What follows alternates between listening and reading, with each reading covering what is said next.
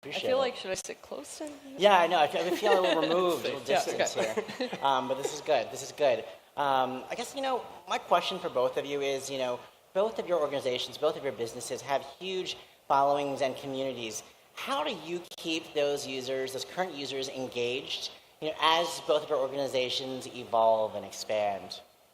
Great. Well, I'll take that first. So those of you who are familiar with WWE, we've been on television for over 30, 35 years. And so television was really our traditional way to engage with our fan base. And then 10 or 15 years ago, when digital and social became an opportunity, the light bulb really went off for us as a way to engage new fans. So when we talk about our TV programming, much like sports, 5 hours of live content that's available, a lot of our TV partners were very resistant to us putting content out on short form, highlights, clips, original short form.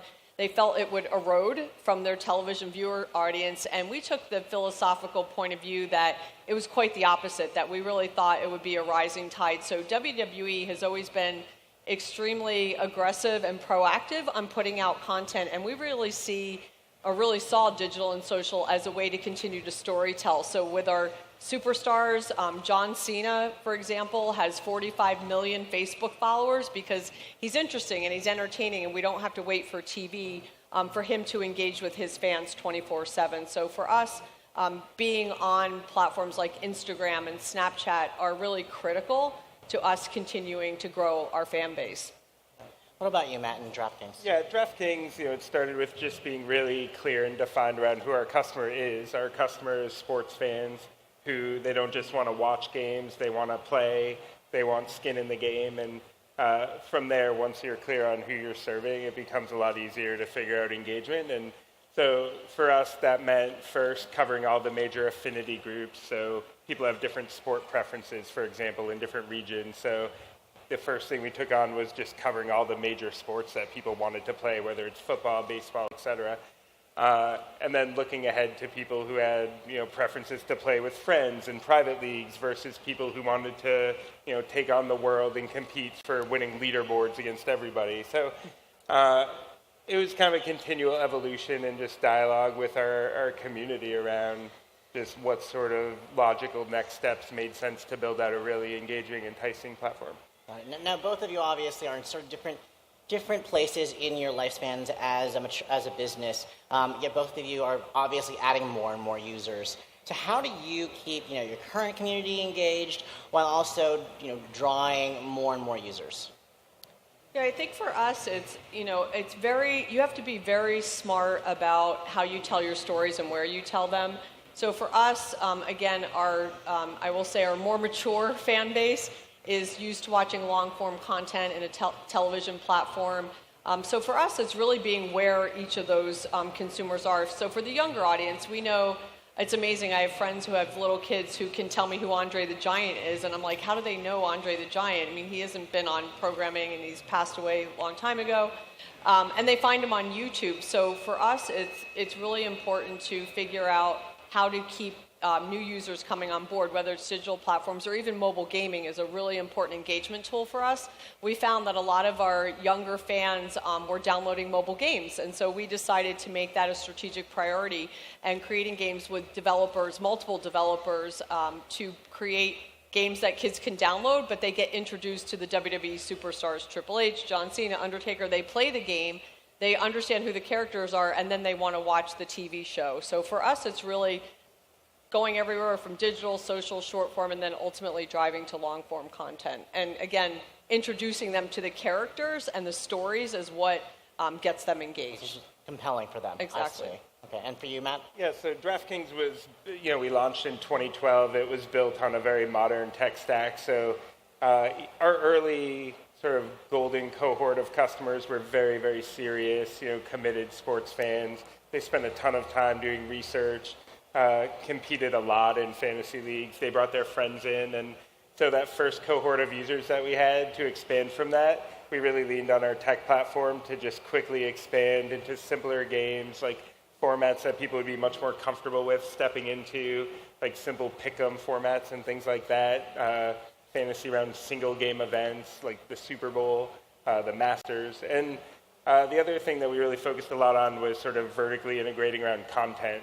People are much more comfortable competing in something like fantasy sports if you have a robust content network going on where they can get information on injuries, news, anything going on around the contest that they're competing in. So we didn't want to just invest in the game, but we also wanted to support our users in more than just that through the content ecosystem.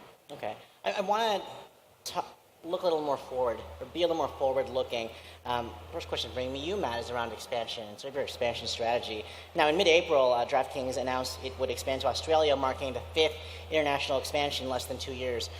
Pretty brisk, pretty aggressive. And then I know also on the flip side of things, internally, you're growing headcount 75% from 425 employees to 700 employees, which is also pretty aggressive. How do you view expansion for DraftKings? What does that look like? Yeah, so early on we knew that we viewed our platform as a global business. We have a platform where everyone can come play against each other regardless of what country you're in.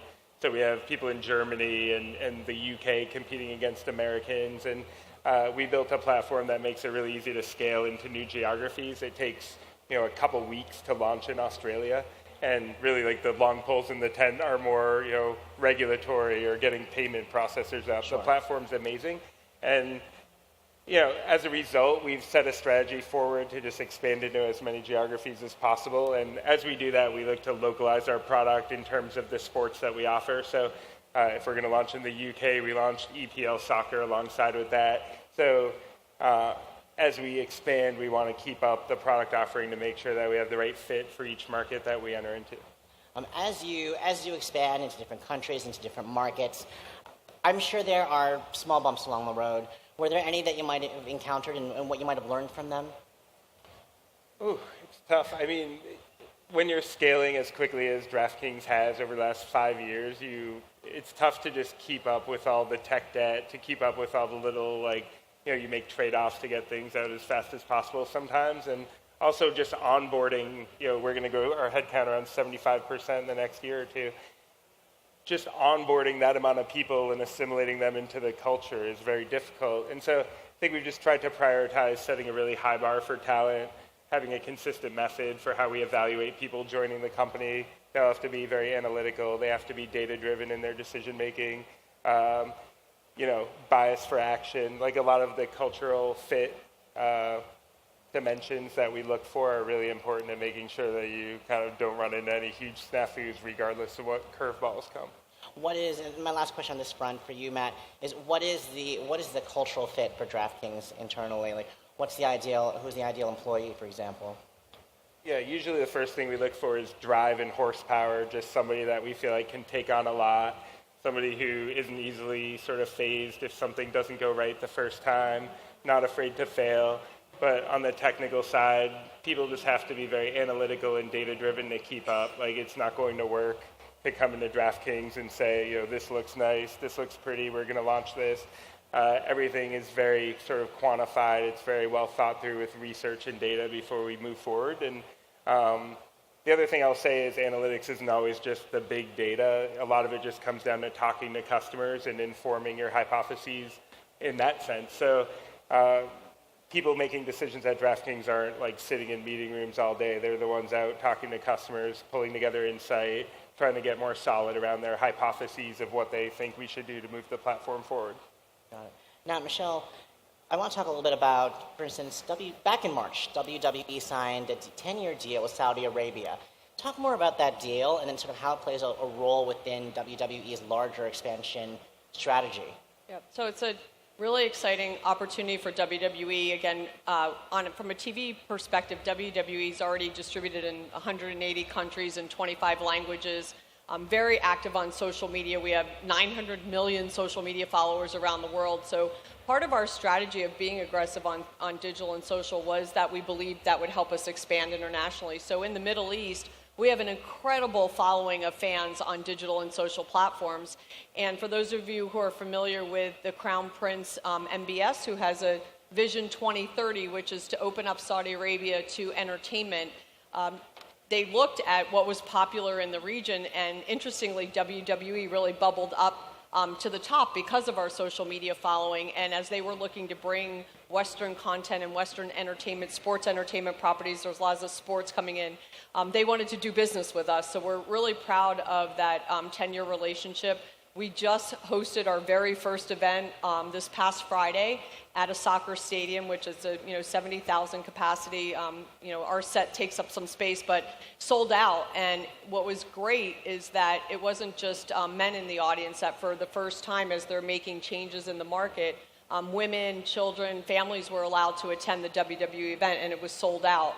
And so for us, it really is a demonstration of how social and digital media is a way to build your business, and then ultimately you can come back around. We now have a live event business and a 10-year relationship with them that allows us to ultimately make money, which is obviously what we're all in the business to do. So again, it is a unique way that came about. We have a lot of analysts and investors who ask us about our focus on digital and social, and we've always believed that it's a long-term play, that ultimately business will come from that. Interestingly, right now for WWE, 70% of our long-form content's viewed outside of the United States, but only 30% of our revenue comes from outside of the United States. So it's a huge opportunity. Saudi Arabia is obviously a testament or a data point of how we're now going to be monetizing outside of the U.S. And again, in that case, digital and social really being the engine behind that, not kind of traditional TV. Yeah. Michelle, for WWE, obviously, we're living in this age of streamed content, Netflix, Hulu, so much more. How important is traditional, like linear media versus nonlinear media for WWE? That's a great question, and they're all important. And we are currently, our long-form content, Raw and SmackDown, which is live 5 hours every week, still incredibly important for us to be on the pay TV bundle around the world. I mean, that's really driven by reach and economics. And so we still very much believe in pay TV, but that does not mean the other parts of the ecosystem, as you referred to it, Matt, the content ecosystem. We also believe that AVOD, short form platforms are incredibly important. We're seeing monetization of that increasing. So we're very aggressive in putting out 600 hours of short form content every year just on digital and social platforms. And then the third part is our streaming service. We have our own Netflix, if you will. And 4 years ago, we launched our own streaming service. We have 2 million subscribers on that platform. So again, for us, we believe pay TV is important. We believe the digital and social free platforms are important. And we believe direct to consumer is ultimately the be all end all, where you can drive a subscription business. So we prioritize all of them. And it's really a delicate balancing act of when you create a piece of content, where do you put it? But we believe all three play a really important role. Fair enough. For you, Matt, what does the future? What does DraftKings look like in the future? What does the future of DraftKings look like? So fundamentally, our customer is going to be the same. It's going to be sports fans who want to play, they want skin in the game, and so we want to continue to build out our fantasy platform, which is the best in the world right now. Ensure that we continue to stay up with innovation on the game styles and formats. We're making a really large investment in content. We're launching a platform called DK Live. Over the next few months, we're going to be integrating streaming rights that we have in a lot of different sports leagues at this point, and combined with content, aggregation, and some other strategies, just make sure we're a one-stop shop on the content side. And then finally, with New Jersey challenging PASPA, potentially opening up a sportsbook market in the U.S., that's something that we're working on right now as well. It's a great product for people, sports fans who want skin in the game, and we want to be there on day one if that opens up in the U.S. And Michelle, for WWE, what does the future look like? Well, we talked about international expansion. That'll continue to be important. But on the technology side, I would say VR and AR are something that we're already doing around WrestleMania that just happened here in New Orleans a couple of weeks ago. We did a VR project with Little Star and Microsoft where we created 2 of our WWE superstars, and it was an AR experience. It was great. For our fans, anytime they can get closer to our talent or our stars, the better. And AR allows you to kind of be in a similar world with them. It was a home run. We're doing VR. We partner with Next VR, and again, we gave a VR experience for a fan who can't come to WrestleMania or sit ringside, for them to be able to be through a VR experience, literally walking down the ramp with The Rock or Triple H or John Cena, is an incredible engaging experience. So for us, that technology builds engagement. So we love that. So VR, AR. I know there's a lot of conversation around esport. Our video game partner is 2K, who just is launching an esports league with the NBA. It's on our roadmap as well. Again, a lot of our fans are gamers, so we believe having esports as part of our long-term strategy is going to be really important to future engagement. So that's on our roadmap as well. I could definitely see the merits both to VR and AR as well. But do you see one sort of getting the edge with regards to your users? VR, of course, requires a headset. AR just requires a capable smartphone. Right. Do you see perhaps one taking the lead over the other? I think they provide different experiences, but I do say one of the tenets that we have at WWE, much like Matt said, is to be a fan. Live your own product, and so I think over time, I think consumer adoption is going to drive that. I don't want to be the one looking into the crystal ball, but right now we feel like we should be in both areas because I think you're serving different fan segments. There are some who really enjoy that VR experience who are gamers. AR is definitely for a fan who is just kids, quite honestly, just want to use AR on their phones. So I think right now we're gonna keep our toe in both of them, to be honest with you. Fair enough. A question for both of you as we sort of wrap things up, and this could be more hypothetical, as in technologies that interest you personally, or technologies you'd love to see somehow wind its way into your actual platforms. Are there emerging technologies outside of VR and AR that you're fascinated by that you think could play a useful role down the road for DraftKings, for WWE? I think at DraftKings, we're really interested, as we expand into content and streaming and rights like that, we're really interested in anything that gets our players closer, more embedded in the game. So, for example, we have a deal with NASCAR where NASCAR has chips on every single car. And as they go around the track, they're measuring all of these statistics like fastest lap, top speed, passing, like all of these advanced stats. And more leagues are embedding more hardware into the equipment of athletes to track more and more data. So in football, it might be velocity of passes by quarterbacks and things like that. So not only is it really interesting, it's great to build platforms on top of and content on top of, and it can also drive competition. These are statistics that could be used for people to predict things or make games. So I think the more that sort of hardware gets integrated into sports and becomes available in terms of data that we could use to drive our platform, that's very interesting to us.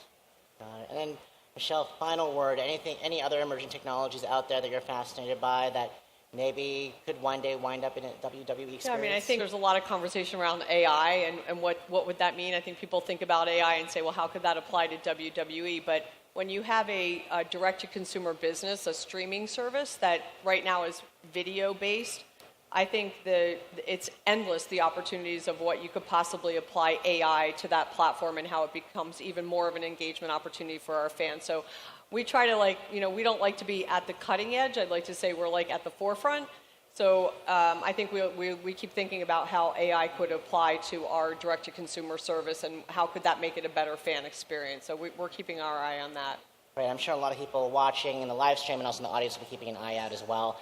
My big thanks again to Michelle and Matt for your time this afternoon. Thanks again. Thank you. Thank you so Great, much. thank you.